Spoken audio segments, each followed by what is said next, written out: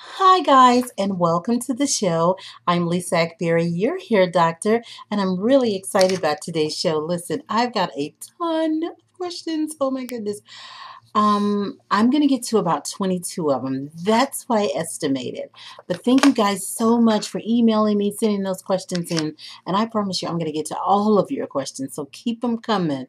All right, the first question says, "Hi, I will." Oh, this is, let's see. Hi, I will be coming up on my 1 year. This is the question that got cut off. Anniversary in July, but at date of the big chop. She did a big chop, and I have collarbone length hair. She wears braids and afros. Okay, however, I find my hair to be unmanageable, and I have tried all on 3 separate occasions to blow dry and flat iron my hair. The hair is straight until it hits the end, about an inch or two deep, and poof, no matter how many times I run the iron over. Ooh, okay, we really need to talk about this because then she has another question. How do I treat my ends and help this problem? I have straightened my hair professionally and on my own. And she does a big sigh. Okay, listen. All right, first and foremost, you have to be careful with using heated tools. And we're going to talk about that more and more. So keep the heated tool questions coming, guys. The reason why your ends are frizzed like they are is because there's some cuticle damage there. You have 2 options, and we're going to talk about this always, always. You can trim the ends or you can treat them. Now, the way to get your ends flat and straight, you have to, number one, use a product that keeps the hair nice and cool because you want to protect. Always protection. That's first and foremost. We have a product called Cool Down, or use a moisturizer. No silicone, no gel, nothing like that. Just a moisturizer. And then after you do that, let that dry completely into the hair. Because if you don't, then it's going to be frizzy because moisturizers are wet. Once it dries completely into the hair, then you're ready to use the heated tool. And take the heated tool, smooth straight to that area, hold it for a few seconds, take it loose, and put oil immediately on top of it. What that's going to do is lock out inside moisture. It's going to lock it out. And that's going to help seal in that nice softness and silkiness to the hair. Yes, you can trim if it's uneven. Also, make sure you're treating properly. You want to make sure that when you condition your ends on a daily basis, use a small amount of oil. You may not need it throughout, but just on those very ends. You want to take your fingers and you want to make sure you got four-finger strand ends in the middle and just smooth straight down that cuticle. And that should help. Take a roller afterwards and smooth that roller. And I have one called Sentinel. If you email me, I will give you some more information about it. It's not on my site yet. It's a roller that we decided we had to have because we know that people have problems with using certain rollers and having problems with their ends. So I came up with this Sentinel roller. It's a moisture lock fabric on the end of it, and it actually helps. It's a sponge roller with moisture lock fabric sewn around it. It's a fabric that I found and I was excited about it, and so we use it on a roller. And so it smooths that after you've got that oil on, and then you roll the ends, and it'll just give you a bounce curl, especially if you're trying to get, just like a wrap look. Then in the morning, you take it down, you wrap your hair, and you're all ready. Okay, long question, but I wanted to get that in because I missed you last time. It got cut off, and I want to make sure you had that in. Okay, all right, so I'm supposed to spend a minute on these questions that I just spent 4 minutes, but I want you happy. Okay, next question. How do you know when you need to trim? Does your hair feel a particular way? Oh, wow, that was just talking about that. Or does it just look worn out? Well, trim is to trim or not to trim. That's the question of the day. Trimming, you have the option. If you trim your ends, and the reason you're told to trim your ends is because if you don't trim or treat, then the ends will peel back into the healthier hair. So then your hair will develop short hair syndrome, and you won't be able to attain length, and your styles, it just won't look as groomed as you should have it. or we like it. Okay, so you can trim or you can treat, just some of the things I mentioned, but the getting under the dryer with your protein and moisture conditioner is going to help make the cuticle layers more compact and including the ends, so the ends will lay flat. You can also layer your leave-in products. Moisture first if they feel rough, dry, and brittle, and then your oil on the top to seal in the hydration. Then you won't have to trim them. The only time you need to absolutely trim is if you don't treat. And the only time if you treat and other time you might want to trim is if you want to groom for grooming purposes. Okay? All right, next question. Let's see. Can you tell me if conditioners contain both moisture and protein? You mentioned that it is important that our conditioners are protein and moisture. How can you tell the conditioners both moisture and protein? Are there any specific ingredients that we should look for in a conditioner? Well, let me tell you. Because you're not chemists, it's going to be really difficult. And I tell people this all the time. But one of the things you want to look for, you want to do two things. And this is about research, and this is just about paying attention. I recommend that you do two things because a lot of the proteins that are out there are really very friendly. So we don't want to start naming certain ones and you can't find that one and then you look for the other one. And moisture, you just want hymentrants, moisture binding agents, and there's a list of them. Glycerin 1, and there's some others. But what I want to tell you is look on the front of the bottle. If the bottle says protein and moisture, that's the conditioner that you want. And you want it to be deep penetrating. But you want to look for that on the front of the bottle. I know that's not helping a whole lot, but it is helping a little bit. Okay? And then second thing, you want to call the manufacturer. Say, I'm looking for a conditioner that strengthens my hair and hydrate my hair. That's why you need protein and moisture. I hope that helps a lot. All right, the next question. What is your view on protective styling? And will I have to start wearing protective styles in order to retain length? I don't like protective styles.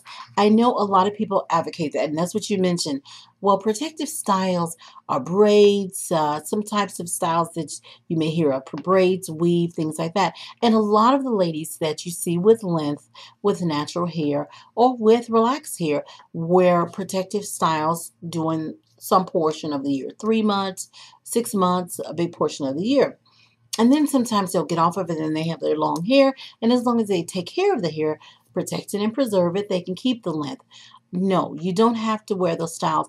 One of the things that I'm doing, because I conduct studies all the time on my own hair, I have done a lot of things. And you guys, my hair today, it's different. I want to talk about this before we get off this show because I've done something different with my hair. But one of the things I'm doing is different types of studies to help ladies who are trying to grow natural. And so I do keep my hair. I've trimmed twice. And I do all kinds of things with my hair. So I break some and different things, just trying to test and figure out what's wrong with why people are losing hair, that kind of thing. But what I'm going to do is, at some point, I'm going to straighten the hair out and I'm going to show you how to obtain length so you can actually measure. It's easier to measure. I tried it with the natural hair and it was a little bit challenging for people to really see my length. So I'm going to do that. But no, you don't have to wear protective styles in order to obtain length, but it's more work. You have to, because the reason why people get length with styles is because they're covered up and they can't touch it. So they're not ripping and tearing at the hair and creating those microscopic tears, causing elasticity problems, and the hair just breaks and falls apart. So protective styles help with that. But my dear, you don't have to wear them. I'm assuring you that. Okay? You just have to protect and preserve. I have a program called Get the Length. I have many of my patients and people who use my systems, and it's not about just selling my product on the air. It's just about you understanding that you don't have to do all that work and go crazy trying to worry about protective styles. Get the Length. It shows you how to do it. It's just work. That's all. But it's your hair, so it's worth it. Okay. All right. So the next question is, let's see. I'm struggling with keeping the ends of my hair moisturized. What do you think the problem is, and what should I do to combat it? Okay, she talks about different styles that she'll do. Number one, you've got to do two things. Number one, you've got to deep condition your hair. You've got to get under the hair dryer, raise the temperature about 60 degrees, which is about medium on your dryer. You have to use conditioners that have both protein and moisture because of that delicate protein and moisture level that must stay balanced. Because if you do moisture only, you're going to have fly away frizzy. If you do protein only, it's going to be hard and dry. So you got to balance that. So that's why you do that. You get in the dryer, you put the plastic cap on, and you condition. That's the best way to do it. And then on the second thing, it's on a daily basis. I don't care. Every night when you go to bed, you hydrate your ends. I don't care if you're trying to wear fro, like I'm frizzy fro today. This is what I call my style, frizzy fro. Or some of the other styles you've seen where I have more definition in my curl. Then I don't care what you're doing. You still have to hydrate. Okay? All right. Next question, and you'll see that problem go away. I mean, go away. You really will. The next question is, can you explain if mineral oil in deep conditioner is great for the hair or not? Let me tell you something about mineral oil. It depends on the weight. The weight, how it's processed. If the weight is very fine, the molecular weight, the molecules that make it up, if it's processed and it's a very fine oil, it can actually be a great carrier oil. And I know some of you are going to disagree with me, but I've done the studies. Okay, so if you have, this is the best way to test your product when that says it has mineral oil in. Put some on the back of your hand, rub it in. If it disappears into the skin pretty quickly and you feel like it's nice and soft and then see a shine, then you're probably okay. It's skin friendly. It's going to be hair friendly. Hair is dead protein cells, ladies and gentlemen. This is just hair that you need to protect and preserve. Now for your scalp, you definitely have to do that because if you don't, you will have cosmetic pollutants that will clog up your pores. These really fine pores, small pores that hold your follicles, the units, as well as your follicle itself, the mouth of. So you got to be careful with that. But you want to do the test. And you want to see, and then the last thing you do, especially if you're oiling your scalp with a product that has it in, you want to make sure you rinse the scalp with warm water, and if it dissolves quickly, you're okay.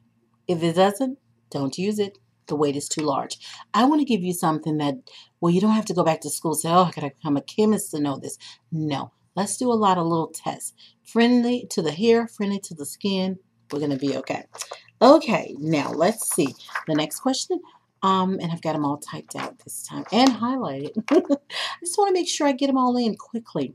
All right, it says, I'd like to know why my hair pattern comes to life when I use neutralizing shampoos and detangles easy. Okay, I'm not really sure what's going on with your hair with neutralizing shampoos, except for one thing. Number one, if it's truly a neutralizing shampoo, then you're not going to detangle. Your hair is going to be very dry and brittle. The traditional, the old way neutralizing shampoos were made. Nowadays, there are neutralizing shampoos that have moisturizers in them. So it's really not neutralizing. What do we look for in a neutralizing shampoo? We look to realign our hair with its own natural pH. Shampoo is going to clean and is going to balance the hair to its pH, clarify and balance. The water is going to bring the hair at a more neutral state. So when you put that shampoo on, you're supposed to realign. You probably have a shampoo with a moisturizer in it. So you got to be careful with that. If you use shampoos with moisturizers, you're going to have a problem with a cosmetic buildup, cosmetic pollutants, and soon your hair is going to be just dull and you're going to have a problem. First, it's wonderful, and then keep me posted on that because sometimes it backfires. You can email me. Tell me the name of it. I'll help you. I'll do some research for you, okay? All right.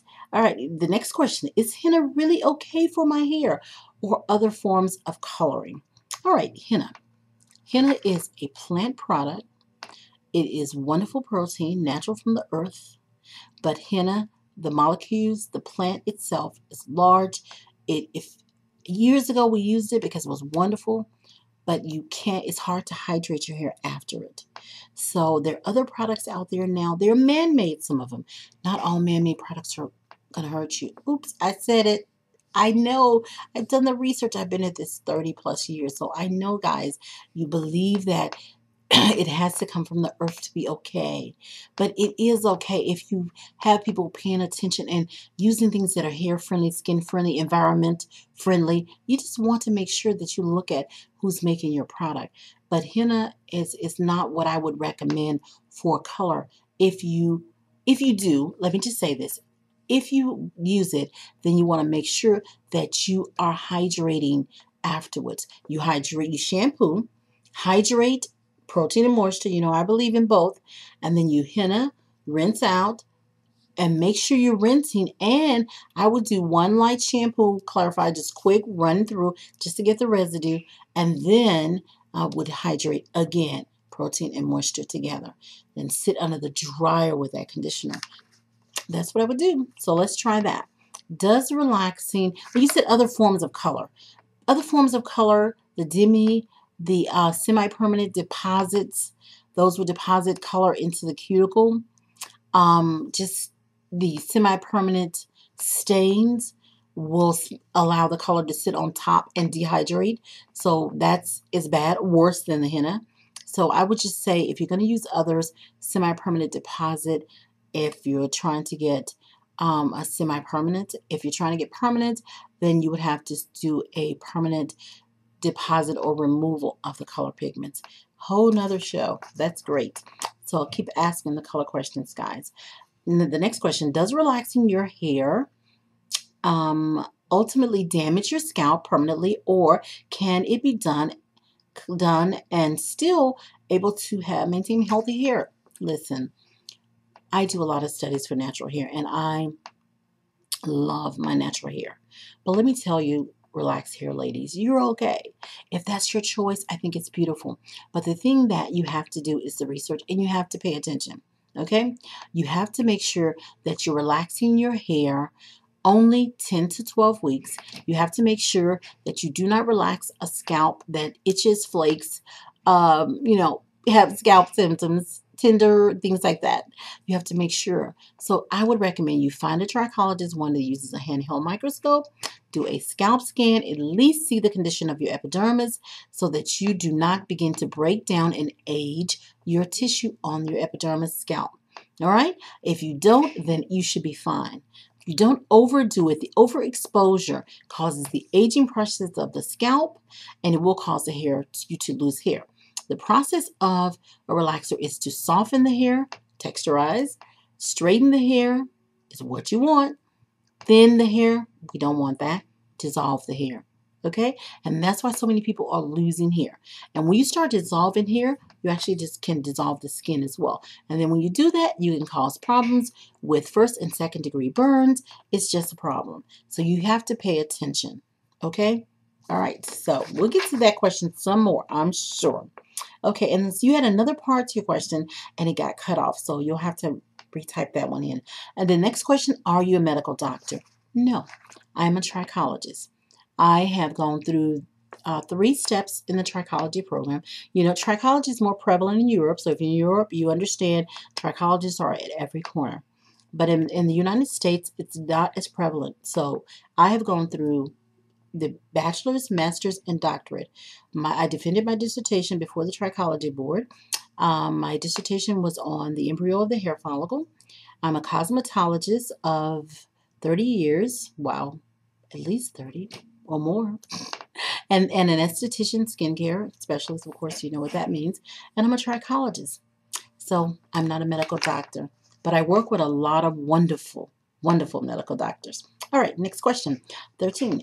It says, I am 23 years old. I'm a 20-year-old African-American male. My bangs will not grow no matter what. I have long, thick hair and except my bangs. And he wanted to know if, let's see, if that was male pattern, beginning stages of male pattern. Okay, two categories of hair loss. You have the external follicular problems and the internal. Bangs not obtaining length is an external follicular problem, unless you see a density change. So open up those bangs, dear, and look in there and see if you see a Christmas tree type part, or you see the hairline receding, or you can see through those bangs where you can actually see your scalp. So if you can't do that, then most likely you have short hair syndrome.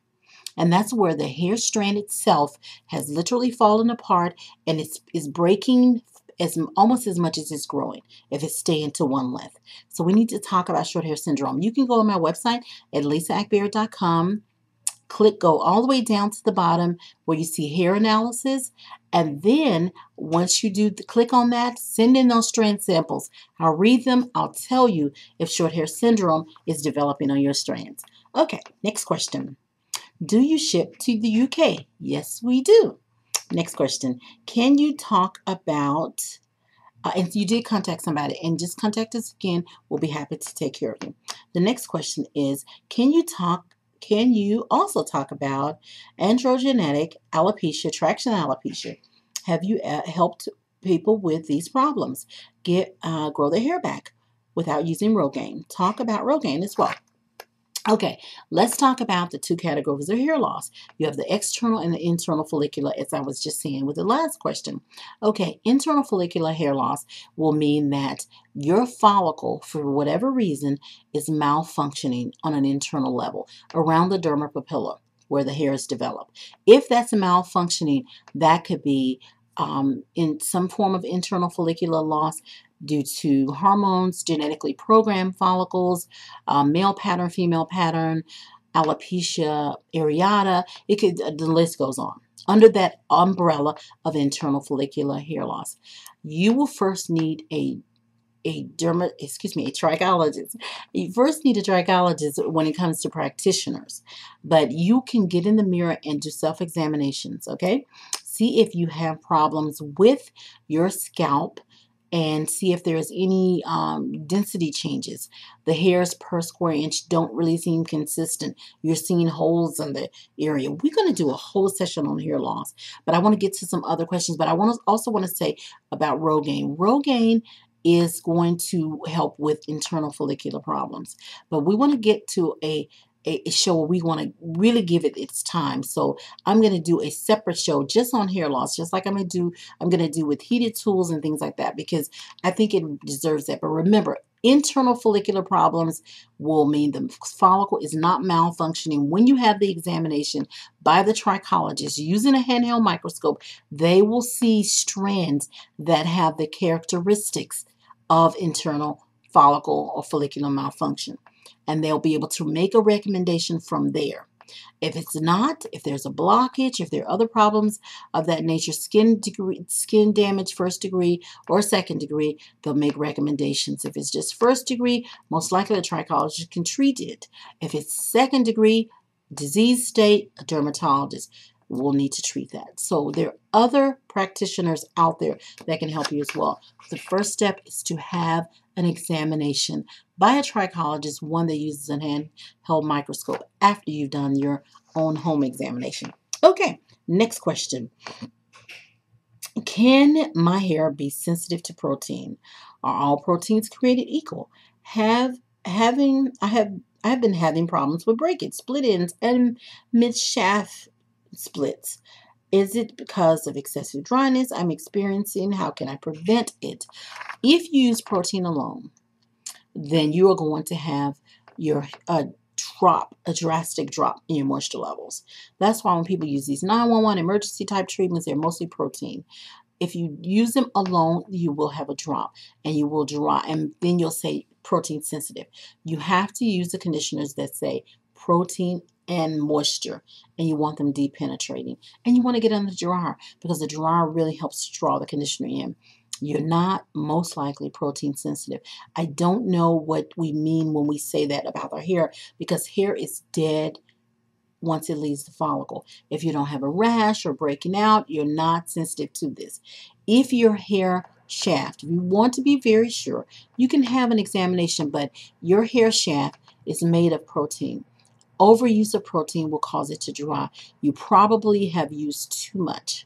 You probably have only used that because proteins, you think strength, strong, better, but it may be because you are using protein alone. So let's balance that. Okay, next question. I was afraid it was, I was afraid it was really dry under the cones. This is about cones, like silicones. I think that's what she means. How do you feel about them? Do you think my hair It's okay if I use the sulfate poo to remove. Okay. You need clarifiers to remove any of these products. But let me tell you, there are other things you can do. Sculpting lotions that will give you the hold that you want. I just think you just need to try to stay away from them. Over a period of time, you get this dense wax that builds up, and you can clarify, but you need to do it on a regular basis. One thing you want to be careful is not to use any kind of silicone on the hair and then heat it tool, and then in the next few days use more silicone and heat it tool, because you're literally cooking that hair and baking that into the hair. It's going to be harder to remove.